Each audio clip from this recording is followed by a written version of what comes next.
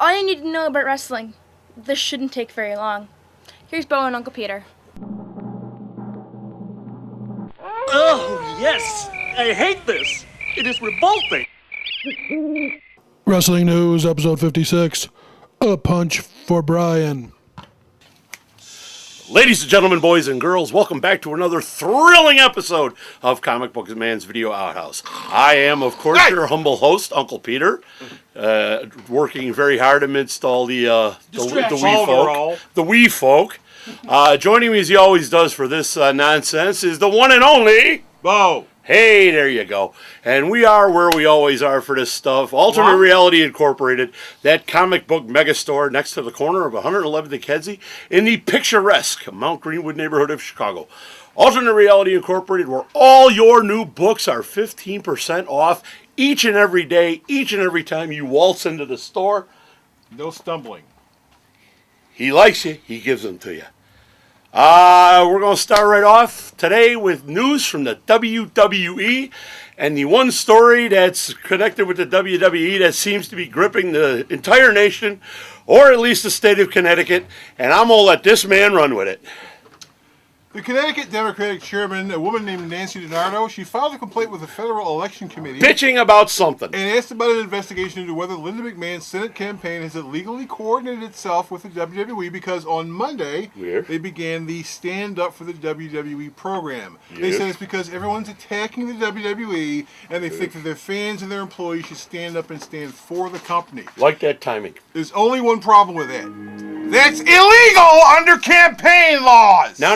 Oh, I didn't hear you. What is it? It's not legal. What? Are they standing up for the company, or are they standing up for Linda? Well, the if you saw the little video thing, it's very, very vague, but everyone seemed to have noticed the amazing coincidence that this happened. Oh, like nobody could see this coming. Now, please, we're going to be talking about coincidences here. Now the WWE right after they ran the on Monday Night Raw, the following day, on WWE.com, the site claimed the Connecticut Secretary of State Susan Bysiewicz wants to deny wrestling fans of their First Amendment rights by having the voters who show up wearing WWE merchandise to the polls having them change their clothes because it's against the law to campaign inside a polling place. Yes.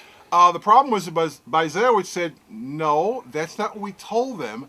We said that if the people inside the polling places want to ask people to do that because you can't wear campaign material inside a polling place, you can ask them to change their clothes. They didn't say they had to change their clothes. They said they could possibly be asked. This is coming from the company where if I go to a WWE show, I'm wearing a Stone Cold Steve Austin sweatshirt. And it's snazzy, too. What does it say? Arrive, raise hell, leave. Okay. If I went wearing a Dudley Boy sweatshirt and I was in the front of the building and I was exiting camera range, the WWE would walk up to me and go, "Hi, sir. Nice of you to come to the show. Could you change the shirt? Here's this nice free shirt for you to wear." So you're saying you're violating their free speech announcements by having them change their clothes going to the polling place. But if I pay for a ticket, I'm not allowed to wear the shirt that I walk in the building with. You know what I'm going to do? What? I'm going to wear the other candidate's shirt so I get a free t-shirt. There you go. See, it's the difference between a public government telling you can or cannot wear something, or a private entity which is granting you a license to attend their event, telling you can or cannot wear something. The building is allowing you to go into the building. The WWE doesn't run the building, they're renting it. And none of this really matters because the latest poll, Linda's getting the crap beat out. When are elections? Less than 2 weeks from now. Thank God it'll be over soon. So far, Richard Blumenthal's got 57% to her 39%. And they've also asked the people who are voting, they're saying, well, would you vote for Linda? And they're going, no, we don't like Linda. Anyway, moving right along. USA Today, the network.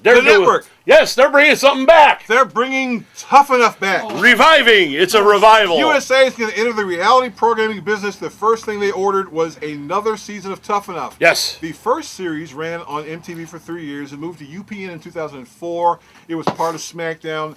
Of the 4 years of the show, the only winner of the entire concept is John Morrison.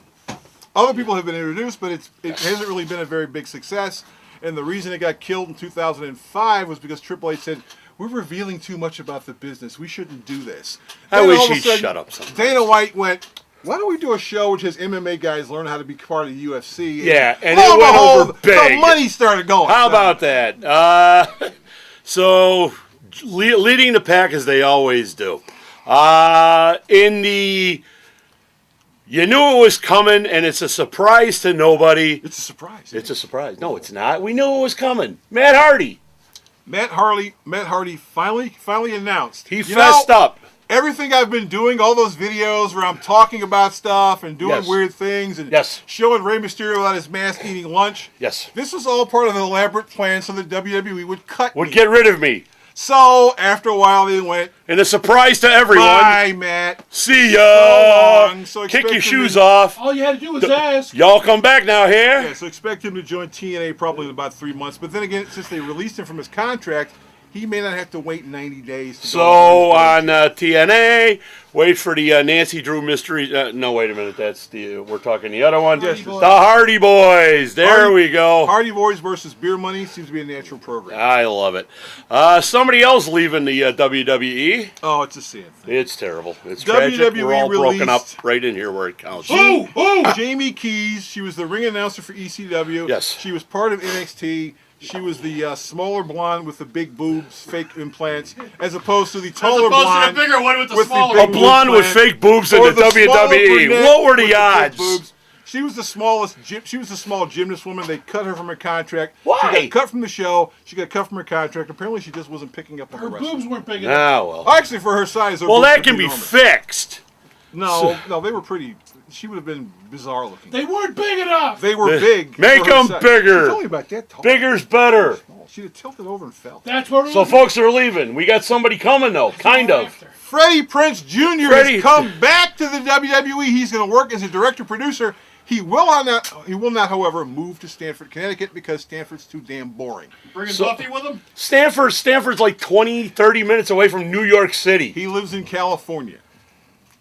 Which is considerably farther away. He's not going to commute from California to NYC, boring. No, if you work for the WWE, they kind of encourage you to live in Stanford. Yeah, well, whatever. That's not going to happen. Very boring. So He's not moving Buffy to Stanford. So how's he going to do his job? He's a director-producer. Directing and producing. You'll send stuff to him via I'd email. ask that question if he was hanging around. And video, and then he'll send responses back because, in case people don't know, since Stephanie McMahon's been off having her kid, all communication with Vince about writing the shows has been done by way of email, and the people who work for the WWE Creative are very, very happy Stephanie's nowhere around. Take care of that kid, Stephanie, on behalf of the entire writing staff. Please stay home. You stay home. People who are watching this will be at home, and they need to do that because we're done. We're done. We're out of here. That wraps it up for WWE News today. But to check out more of it, along with all the other stuff this guy digs up. Tons of stuff. The man works like a machine. You go to our little stop on the Information Superhighway, where the little sprite herself, we keep her off in the corner there. She's going to tell you where that is right now. Do it yourself? www.myalternatereality.com. How hard was that? Thank you, dear. And she's got a nose ring, you know. She does. It's weird. We're gonna get a magnet and just lead her along. So while we're doing that, you take it easy. This is it for Uncle Peter. This is it for Bo. And we're gonna say see ya. How you doing, folks? This is Uncle Peter, your humble host, letting you know that on Saturday, November the 13th, between the hours of 1 and 3 p.m., Shane Douglas, the star of ECW and the WWE, will be here. Alternate Reality Incorporated, next to the corner of 111 Mackenzie, on Saturday, November the 13th, 1 to 3 p.m. Come on down, shake his hand, get your picture taken, autograph. You'll love it.